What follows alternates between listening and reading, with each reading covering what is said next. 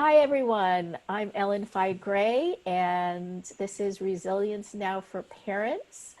And today I am talking with Nadine Briggs, who is the director of Simply Social Kids and the managing partner of Social Success Central.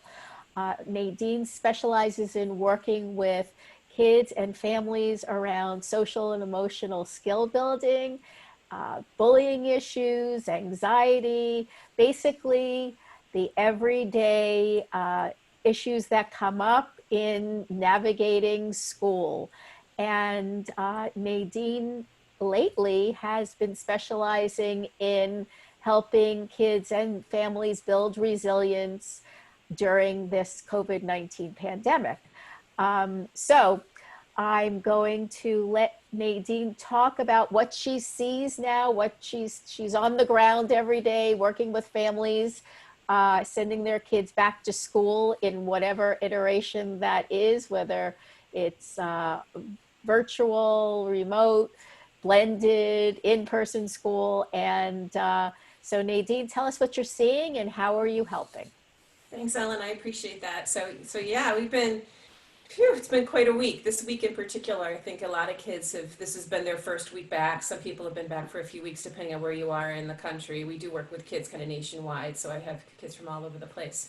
I know out in the Midwest, they've been back to school for about 3 weeks now. Here in the Northeast, kids are going back pretty much this week, and we work with ages 5 through young adults. So I work with kids who are certainly going back to school in all those models that you mentioned. We've got the hybrid model, which seems to be the most popular. We've got some kids who are, full-time in class, and we've got some that are full-time online. And my anecdotal information around that is I do think the hybrid model seems to be the best because there is no one good model for everyone. And I think that gives them a nice mix of having a chance to see people in person if that works for them, but also have a break from that and then be able to be online.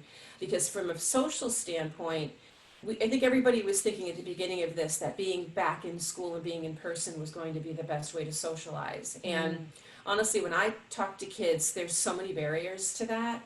They've got the mask on, they're 6 feet away. A lot of the classes have plastic partitions that are put out throughout the classroom to keep kids even safer. So if you're in a particular classroom, regardless of how old you are, and your buddy or your friend is a couple seats away, there's actually quite a lot of physical barriers between being able to communicate and socialize with that person when you are in school. Right. I'm hearing from the kids, though, when they're even online, that they're not really given social time online. And so a lot of the kids will try to socialize through the chat, and they're being discouraged by teachers from doing that at this point. And that could also be just kind of growing pains as they're going back to school. And teachers are adapting, Sure. everyone's doing their best in the situation. We have administrators who put together the best plan they felt was best for their district. And then you had teachers who are adapting to whatever they're being asked of right now. And everyone is stressed about that. And then Yeah. parents had to make a decision about what they were going to do with their child, and they're stressed about that. And then you have the kids who their biggest worry used to be getting the new backpack and the coolest new sneaks for the school year Right. and where to find homeroom. And now, oh my goodness, there's all this other stuff. Yeah. So there's just a lot. And the being able to socialize is so prohibited, even when they are in their social time of recess, where they still have to be 6 feet apart, they're masked. Some schools are allowing them to be unmasked when they're at recess, but it's still barriers to that. And it's hard for them to think about making new friends, and maybe they can't connect with their old friends depending on the scenario that they're in. And it causes a lot of stress for them. Yeah, no, I could just imagine. I mean, for us as adults, we're pretty stressed, whether we're parents or not, adapting to new situations, a lot of lack of feeling not in control, and a lot of fear of getting sick, fear of spreading the virus, all kinds of layers of fear, that we're trying to navigate through. So what's come up specifically, and how are you helping kids, parents, take teachers, take your pick, All of the above. all of Yeah, the above. And kids are watching the news too, by the way. They know what percent of the tests, the COVID tests are false positive, false negatives. Like they're all over that.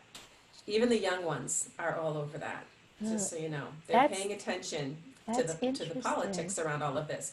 That's very So interesting. it's difficult. This particular week, I mean, we've been since mid-March really teaching them resiliency skills, and a lot of Hmm. what you just mentioned, like what are you in control of, what aren't you in control of, trying to remain calm when you are feeling anxious with deep breathing, which I know you did. You've done some Facebook lives on that in terms of being able to remain calm. Looking at things as challenges rather than threats is Hmm. another lesson that we've been teaching the kids. If you're able to look at something as a challenge, then you're able to kind of keep your breathing even. You're able to stay creative in how you solve a problem. You're able to kind of stay grounded.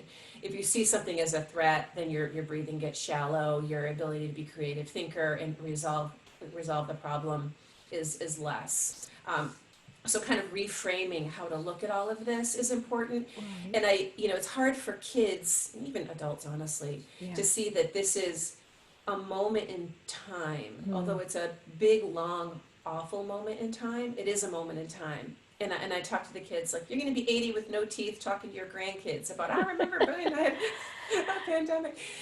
So there will be an end, and we don't know what that end's going to look like or when it's going to come and what our new normal will be, but this will pass. Yeah, Um, no, that's good to give them kind of perspective. And kids generally don't have that any perspective because they haven't lived long enough to have had to negotiate all kinds of different situations and with different kinds of people and identifying their own emotional states. So I'm interested in can you say more about how you help kids reframe challenges as opportunities? And I would imagine that that's a new idea for most people and that it takes practice and how they can what I'm most interested in you, in you sharing is how they can identify when they need to do that in the moment, kind of like the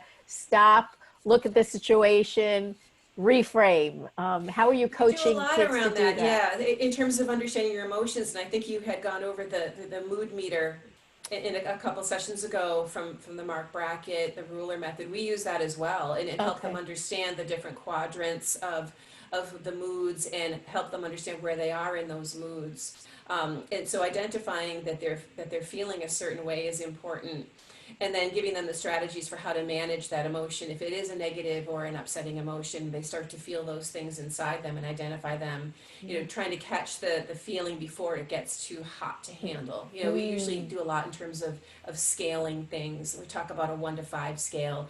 Where 1 is you're super calm and everything's really you're having you're all right. And then if you start to ratchet up that scale, is to do the deep breathing and the reframing and to stay in that, in kind of your prefrontal cortex and not in your worry zone of your brain, so that you don't get into that zone where you can't think clearly and you're starting to breathe shallowly and that sort Yeah. of thing. Yeah. And I do things like I show videos from people who've had struggles and kind of overcome them, struggles that are different than what people are facing now. Hmm. One of the videos that I've shown, which I think is a CNN clip, it's called Catching Kayla.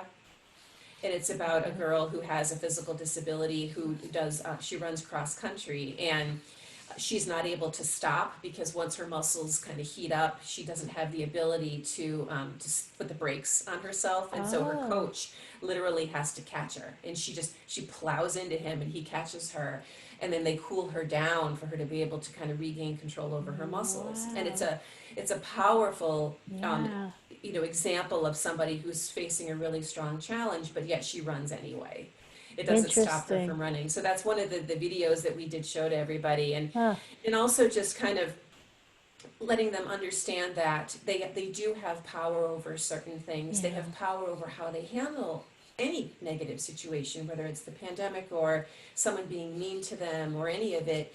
It's all kind of how you react to it. So, Yeah. Yeah. kind of your response, and the fact that you do have control over your response, and understanding that the challenges that you face shape you and make you stronger for when Mm. you have other challenges down the road. Right. No, that's so interesting because, in terms of like feeling like you're in control, I know that's been a source of anxiety for many adults, and putting myself in the place of children who normally don't have control over their context, you know, just on a given any given day, they have to live in this house with these family members, with these pets, with the this these rules and requirements and expectations and this whole school thing. There aren't a lot of choices,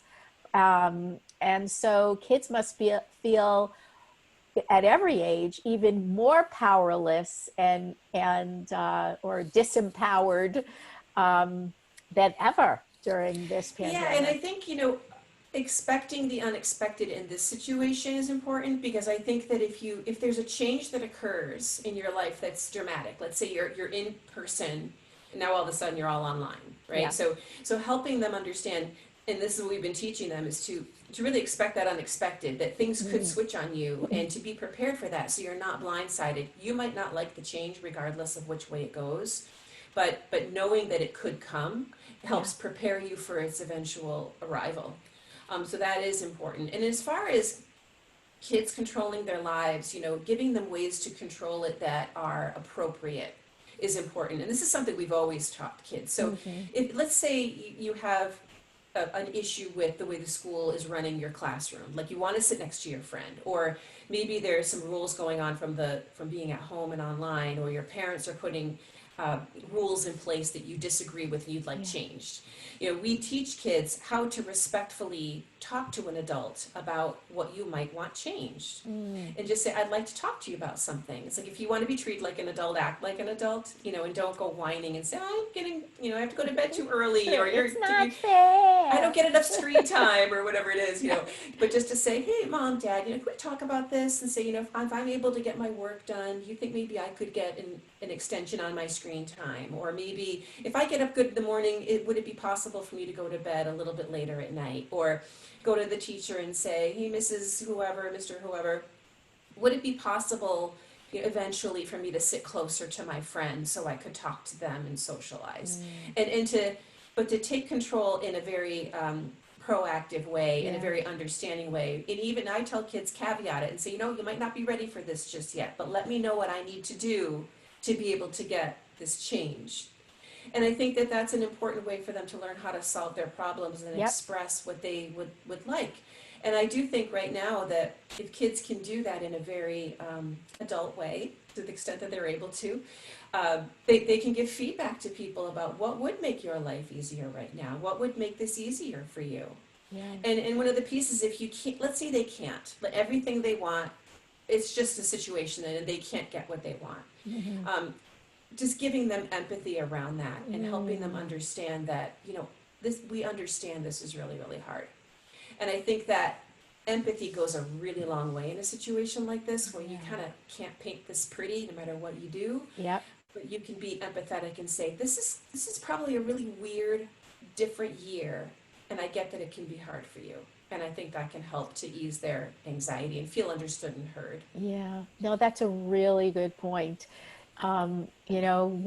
We want so much as the grown-ups in their life to kind of like make it better and for them not to feel so fearful and anxious or frustrated. And we can't really. And so they're going to feel how they feel. And that's good. They need to, let their emotions be. And at the same time, what they are can be most comforted by is our acknowledgement, like you said, of what they're feeling. I know, for me, when I'm upset, my husband's trying to solve my problem. That's not what I'm looking for. I'm looking for a hug. And gee, that must be really hard for you. And that makes me feel better. So, Absolutely, and I yeah. think too, as we move, I hate to say that, the usual winter's coming, but it is. Yes. Um, is to keep, and I've been telling parents this, in terms of the support for parents, is just saying keep an eye on your child Yeah. throughout the winter months, and as it gets dark at 4 o'clock, and Yep. the most important thing being that they are connecting and they're socializing, if not in their school platform, whatever that looks like, that they are socializing in ways that they are able to socialize through the winter months. And there might be more Zoom play dates and Zoom calls and Netflix parties and things like that, but making sure that those things happen, because it's harder to do, and it's more organization and more planning, Right. but that's going to be critical to keep people socially healthy Yep. throughout those winter months, even Yep. if it's going to take a little extra effort and they might not feel like it, but to force yourself to plan that time. Yeah. No, that's a really good point because, we often fall into the assumption, well, kids are resilient, right? That, they'll figure it out, they'll work it out. They'll they already have what it takes to navigate through tough situations.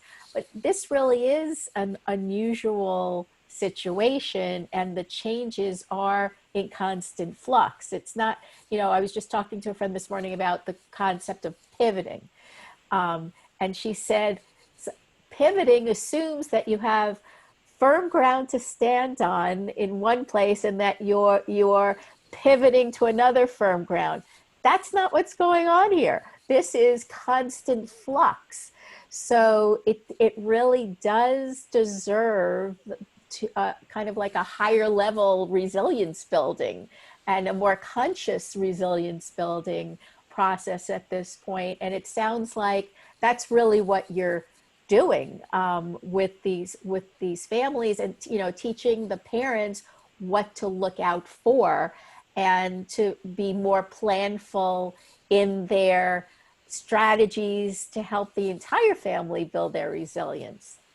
And keep talking, And because I keep think that's the talking. thing too, is that the how it is, if you bottle something up, it's gonna come out one way or the other. And I think that's, even parents, all of us who are Yep. stressed, Yep. you're gonna have that little thing that's gonna be that trigger. But if we can respectfully talk about it, and even if your kid is shouting it and they're not respectful about how they're saying it, understand that they're communicating something hard, and responding to that by not taking away devices and screaming back, as hard as that can be, because they've got their own Mm, bottled up stuff going on, I'm sure.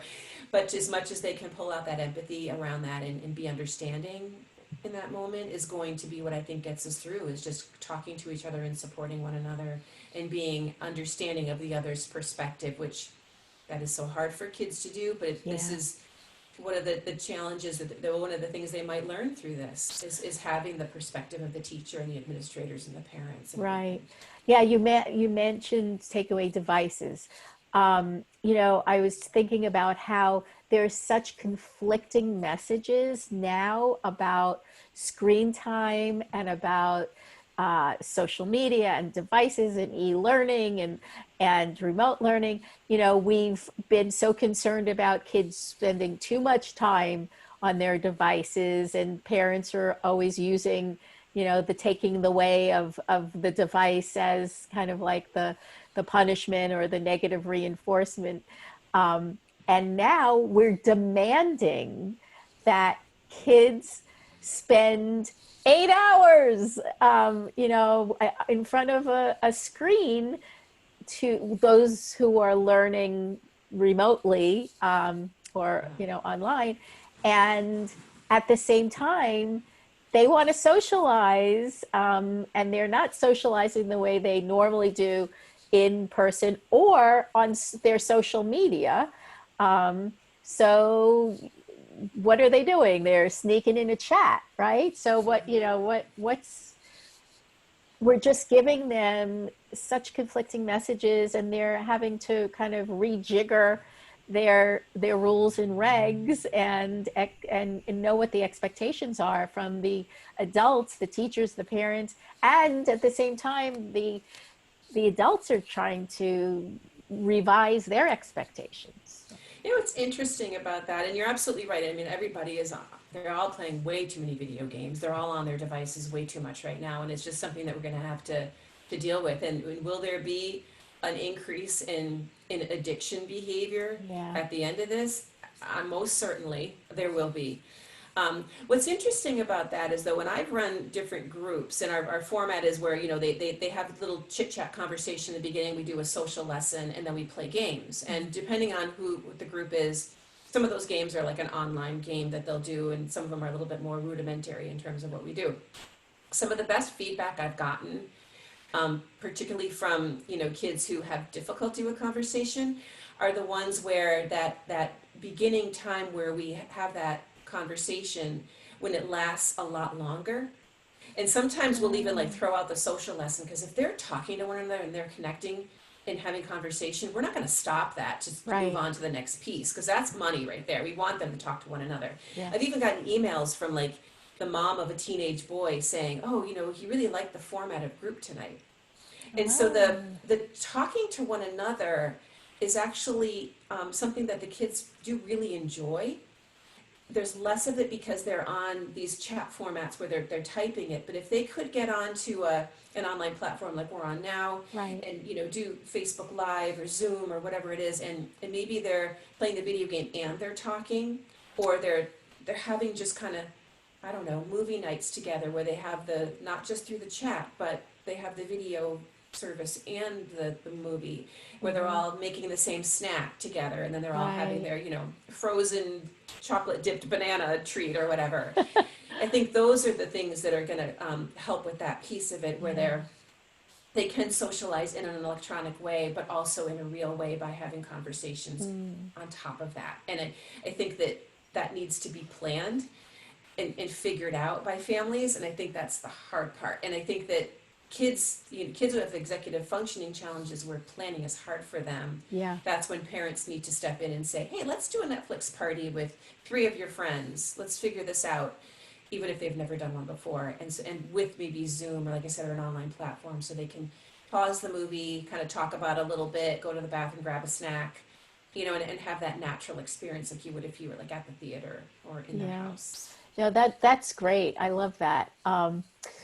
So if you were to kind of summarize to parents, like what do they need to, or what might they do now, right now, in the early stages of back to school, um, in order to notice how their kids are feeling, and whether it's fear, anxiety, who knows, and to help them get through it. What would you say are your most important points, and you can offer some tips or demonstrate some techniques if you wish. So there is a little bit of a trick to having kids tell about their day, particularly older. I work with a lot of teenagers. Mm. So in that instance, you don't want to be too direct. Generally, you don't say, so who'd Mm-hmm. you talk to today? Did you socialize at school? They're not going to generally talk to you like that. So first of all, if you're with your child, teenager, young adult, talking to them sort of without being face to face is Yeah. usually best. Um, Yep. Particularly teenagers, if you're kind of sideways with them, or maybe Yep. while you're cooking, or you're in the car, or something like that, you're just like, hey, so how's it going at school these days? What's it like with your friends? Are you able to even see them?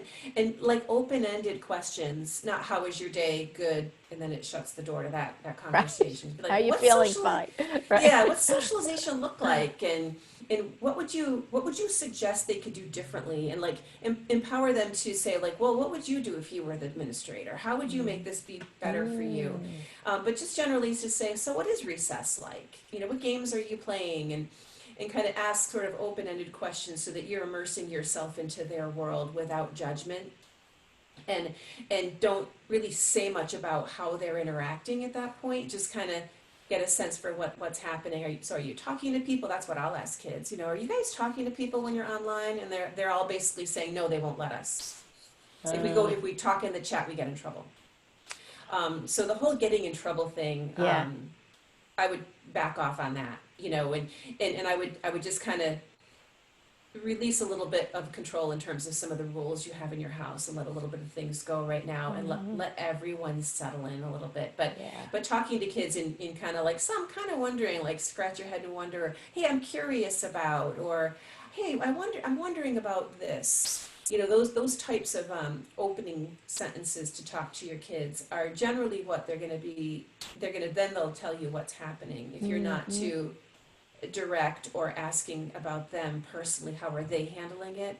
Just what's the scenario you're in? What's going Right. on with people? Right. Right. Is usually the best way to get them to talk to you. And if they won't Uh-huh. talk to you, you know, sometimes they will talk to another adult, you know, maybe an older adult sibling or an aunt or an uncle or a family friend. Sometimes Mm-hmm. they'll be more likely to open up to somebody like that, or even a karate instructor or someone, or a social coach. Uh, that's somebody that's not mom or dad. Yeah. Sometimes a way to get at that, or even just to say on a scale of 1 to 10, how are things going right now? Which I've used a lot. Just, you know, just on, from 1 being they're horrible, 10 being they're amazing. Just where is it? You know, Yeah. we kind of just get a sense of like, it's about a 4 right now. And then as you know, next week, so are we still at a 4? Or what could we do to make it a 4.5? Or Uh, what would it even take to get us to a 5? And just kind of get a beat on where they are, and kind of if it's going up or down that scale is kind of what I always look at personally with that, uh-huh. so that we know, is it getting better or worse, or what would Mm. they change to get a little bit higher up on that scale of how they're doing. Mm. And what about like what would you recommend to help parents acknowledge the strengths and the skills that they have and can harness to get through this time? How would parents approach their kids with that to kind of like acknowledge that, you know, be sort of like cheerleaders that, you know, you can do this because. There's a couple ways that I actually get at that. We do something that's called a true list, which is in our book. We have a book called I Feel Worried, which is on Amazon. So I co-authored that with Donna Shea. And there's a whole true list part of there where it basically has all these different attributes, and the child picks which ones are true to them. So they Uh, might not pick all of them. Some kids might have trouble picking enough because they might have low self-esteem, but kind of picking off that list which things are true for them. And then usually what we'll do, sometimes we'll print them out and we'll put them in little pieces of paper, and we make a little booklet out of them. And then we'll say, you know, if something bad happens to them at school, we'll say, well, which of these sheets do we rip out and throw away? ah, And they look at you like, well, what do you mean? We're like, exactly. Like all of these attributes are you always, no matter what happens in your environment, you're still all of these things, all of these attributes. You're still can you give? honest and loving and Okay. respectful and trustworthy and responsible and friendly and, you know, all those things. So those are some of the attributes that we would give for the true list type of an activity. The other thing we would do is, of course, the VIA character strength Uh-huh. survey, the values in action survey. It's a little bit long. I always tell people that if they go on and do this Yeah. survey, which is free, it's a bit of a long survey, but it's really valuable in terms of giving 1 through 24 what are your character strengths, and Mm-hmm. look really focusing on those top 5. We look at the top 5 to see what do they have on board that's really easy peasy for them, that's really kind of makes them who they are. And then I also look at the bottom 5 to see if there's something down there that's problematic. A lot of the kids I work with who have they all mild to moderate social challenges, I'll see a lot of like justice and fairness is really valued up in the top a lot of times. Uh, And then I'll have like forgiveness down in the bottom 5, uh-huh. and life is not fair. So if you have that strong sense of justice and you have a really low sense of forgiveness, that's a tough combo pack you got going on there. Yeah. And so we want to make sure we work on forgiveness. Mm-hmm. But some of the things, I think I'd shown this to you before, Ellen, is some of the Please activities we show do is everybody. we create these little shields. I don't know if you can see these. So this is Yep. a sample of what the top 5 character strengths would be, and this is just an insert of a pizza box, but you could take any piece of cardboard, an unused one, so there's no pizza remnants on this one. And then you have a little string or a pipe cleaner chenille stem on the back, and make a little shield with this. It's a kind of fun activity to do for kids, and they can decorate it with their top 5 character strengths. And Okay. then what we do at the center when we're open physically, which we're not right now, we're online, but what parents can do with kids or kids can do with their siblings is just kind of throw soft objects at each other with these shields, like ping pong balls or marshmallows or we use cush balls Uh-huh. oftentimes because those Uh-huh. don't hurt if they hit you.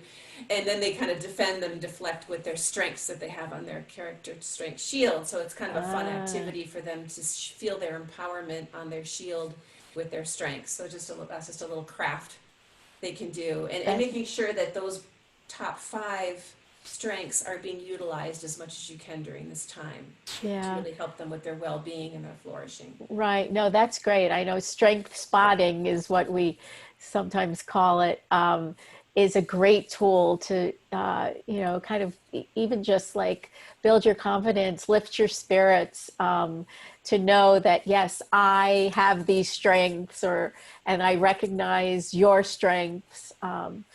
And no matter what, we can call up our strengths to help us get through any situation or to really shine in any situation. So Exactly. um, Exactly. that's beautiful. That's beautiful. So okay, anything else you want to offer parents at this time? What your number one message, if you had to distill it all down to do do this, would be? Empathy, empathy and compassion. Hang in there. This too will pass. And just stay connected with people. Join online clubs, join social groups, do Netflix parties, stay connected socially with Yeah. people, have fun, have laughs, be silly, all that stuff that we used to do. It feels good, especially good now when that we Yeah. have those moments because they've been taken from us, and just appreciate friendship more than ever. Yeah. That's I'm hoping beautiful. that's the outcome of this in the end, right? That people who might Yes. have taken friendships for granted, or it's just had written people off for small infractions that they've done to them, that they realize friendship is way more valuable than that, and Yeah. friends are to be cherished and to be nurtured, and to nurture those friendships during this time is what I think is going to get us all through it. Yeah. Well, those are really beautiful and inspiring messages, and I appreciate our conversation. Thank you, Nadine. And Thank you for having me. all right, we'll talk soon. Thanks, Take Ellen. take care. Bye bye. Bye.